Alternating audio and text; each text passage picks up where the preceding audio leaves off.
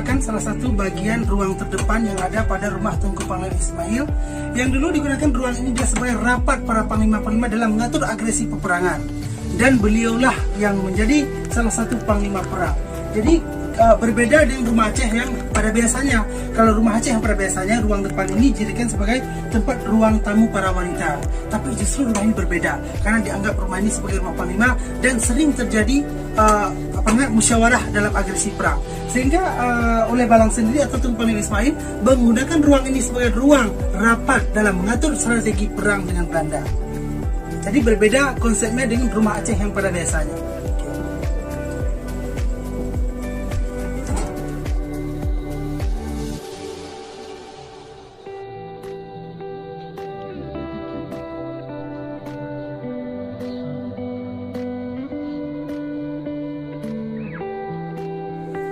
Oke, dan kita berada sekarang di ruang inti, yang mana ini rambat atau ruang Tunku Panglima atau Raja. Nah, tempat tidur ini adalah salah satu tempat tidur yang pernah digunakan oleh Tunku Panglima Ismail atau Raja. Dan di depan ini juga kita lihat dengan idang melapih dalam istilah Aceh. Melapih itu berlapis-lapis, beraneka masakan yang akan dihidang kepada Raja. Jadi ini merupakan idang melapih yang sempat dihidang di depan Raja, dan juga dilengkapi dengan benda-benda cagar budaya yang lain sebagai pelengkap dari Museum Kota Langsa. Sebetulnya ini historik ini, jadi ini belum sempurna.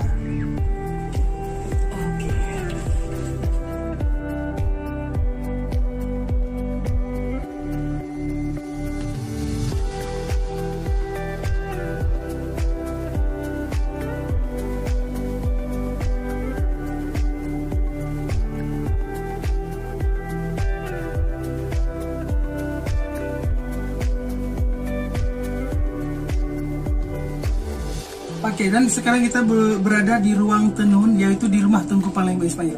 Dan salah satu tenun yang kita pajang di ruang ini adalah kain selendang pot nek manyak. Dan kain ini telah berusia lebih kurang 250 tahun dengan motif canik ranuk atau daun sirih dan motif canik onkaya disulam di atas kain sutera dengan benang emas berlapis. Dan di sini kita lihat kain ini panjang hingga sampai 2 meter. Dan kain ini dulu digunakan oleh pejuang Aceh yang ternama, walaupun dia bukan sebagai pejuang pahlawan nasional. Dan kainnya seperti ini panjang. Nah, kita lihat kondisinya sudah payak, namun kain ini sudah cukup langka. Dan diperkirakan kain ini kalau sekarang dihargakan dengan harga 200 juta rupiah. Tapi di sini kita tidak menjualnya untuk menyelamatkannya sebagai warisan budaya yang amat berharga. Dan kain ini ada di Rumah Aceh Tunku Panglima, Kota Langsa.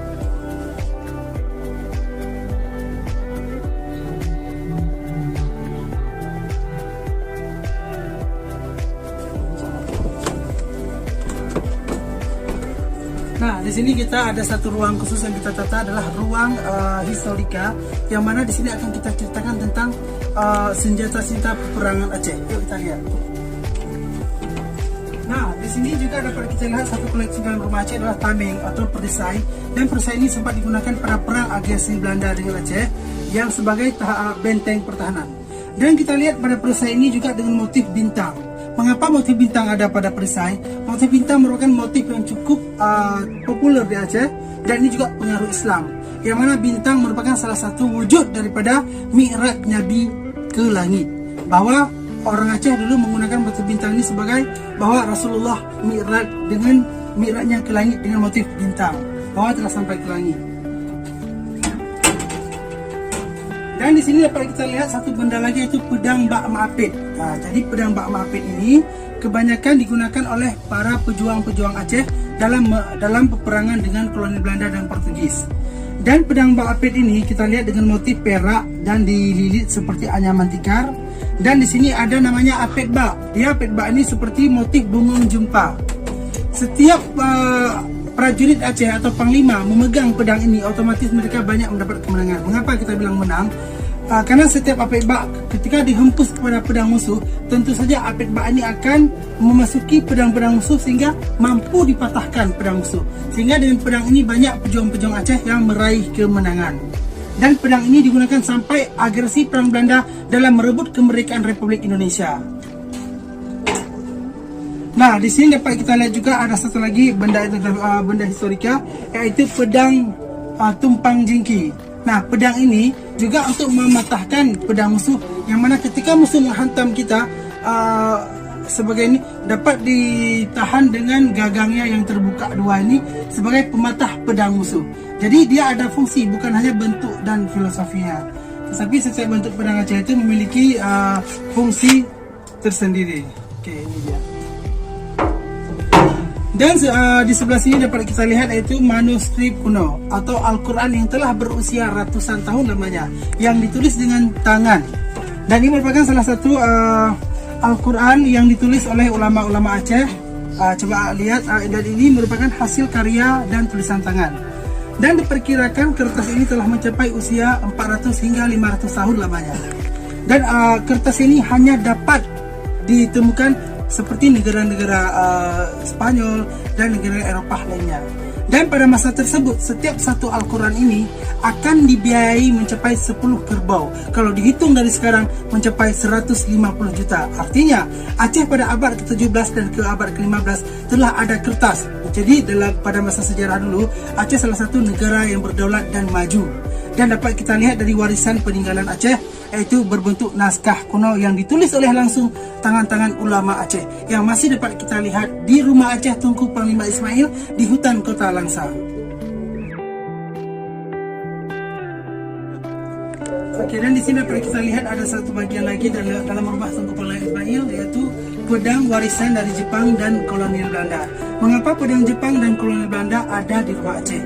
Ini merupakan hasil rampasan oleh prajurit-prajurit Aceh ketika melawan tentara Jepang pada agresi Jepang. Akhirnya prajurit Aceh mampu merebut pedang-pedang Jepang dan dibawa lari oleh prajurit Aceh. Sehingga hasil daripada rampasan tersebut sudah kita pajang di rumah Aceh Tunku Panglima Ismail. Dan di sini dapat kita lihat juga yaitu berbentuk senjata dan pedang marsose. Kenapa pedang marsose dan senjata Belanda juga ada di sini? Dan ini merupakan salah satu hasil rebutan oleh prajurit Aceh ketika melawan kolonial Belanda. Dan ini sebagai bukti yang telah kita selamatkan.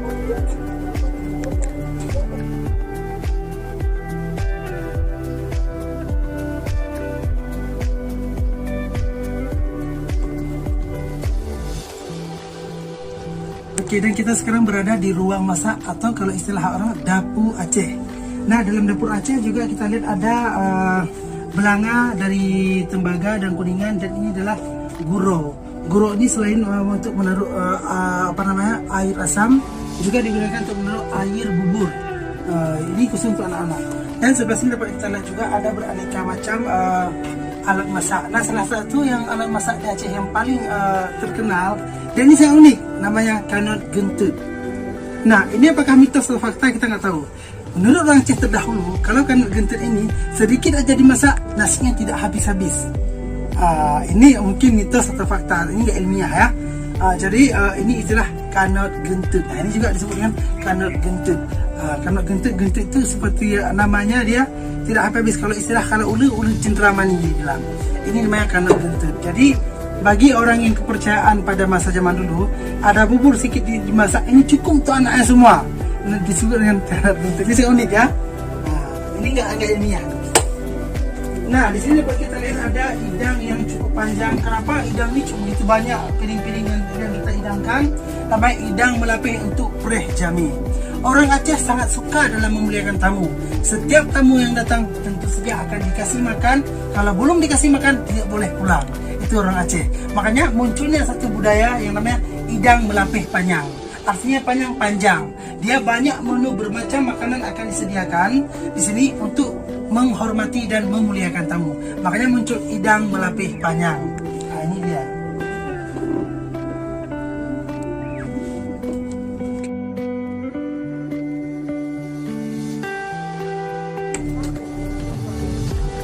Sekarang berada di rumah tenun atau rumah rakyat. Nah, ini namanya tipe dan tipe rumah rakyat. Kalau yang pertama tadi kita rumah ulama, yang kedua adalah balai rapat, habis itu kurung pade dan rumah raja atau rumah oleh balang. Sekarang kita beralih ke rumah rakyat atau rumah tenun. Jadi tipe-tipe semua itu sudah ada unsur status, tapi di Aceh tidak ada status sosial yang berbeda. Cuma kebetulan aja ini rumah rakyat 3 ruang. Nah, rumah ini merupakan salah satu rumah rakyat yang di dalamnya ada penghasilan tenun. banyak kerajinan tangan yang terdapat pada rumah ini.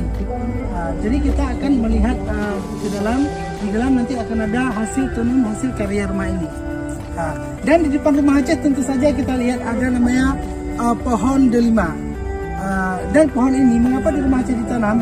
Karena pohon ini sempat disebut di dalam Al-Quran beberapa kali tentang dan pohon ini menjadi salah satu sumber obat-obatan. Hampir di setiap rumah-rumah orang Aceh semua ada pohon delima di depan rumah Aceh.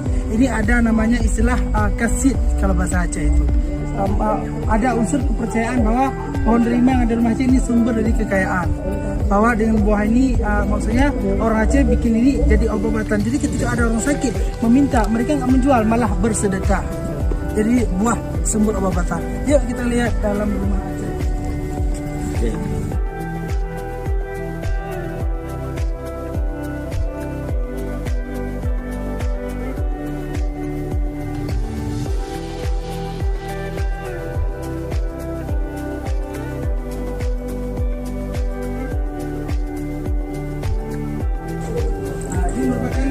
Rakyat atau rumah tenun, dan dalam rumah ini ada kita ini beberapa koleksi seperti tempat tidur dan kain-kain.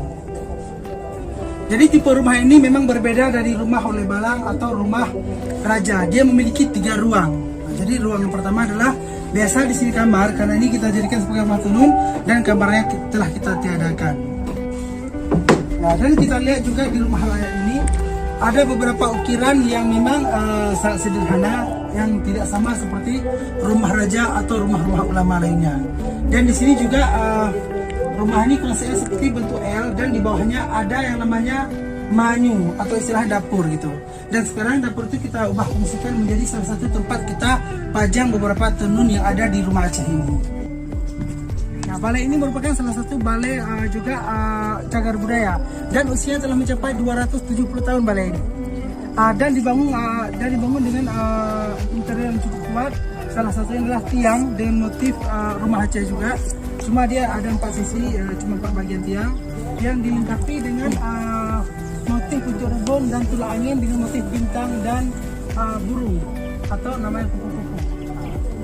Jadi balai ini dalam adat Aceh, ketika ada tamu perempuan ataupun laki-laki yang mendatangi suatu rumah Aceh, itu kalau tamunya laki-laki itu akan dinaikkan ke balai. Kalau perempuan itu dinaikkan ke atas rumah. Mengapa laki-laki tidak boleh naik ke rumah Aceh? Karena di dalam rumah Aceh itu ada anak perempuan yang orang Aceh sangat patuh kepada agama. Ketika yang bukan muhrim sangat dilarang menduduki rumah Aceh.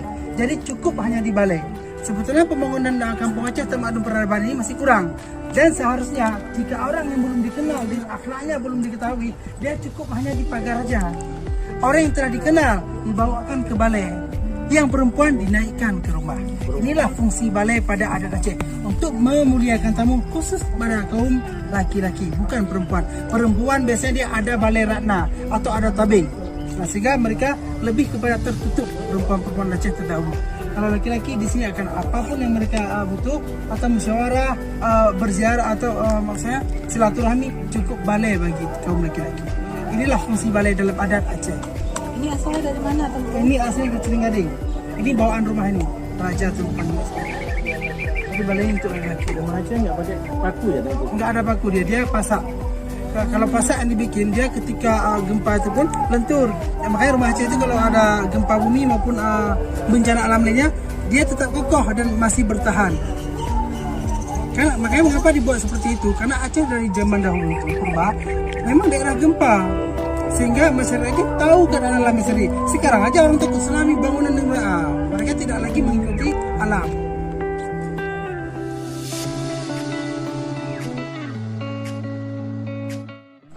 Baik adik-adik mahasiswa, sampai di sini perjalanan kita menjelajahi rumah Aceh. Tadi sudah dijelaskan oleh Bapak Tengku Nuriman mengenai berbagai macam rumah Aceh dan nilai historisnya. Jadi cukup sampai di sini pertemuan kita. Insya Allah kita akan bertemu di pertemuan berikutnya. Terima kasih yang sebesar-besarnya kami ucapkan kepada Bapak Tengku Nuriman selaku penggiat kolektor rumah Aceh. Ya, saya Iri. Wassalamualaikum warahmatullahi wabarakatuh.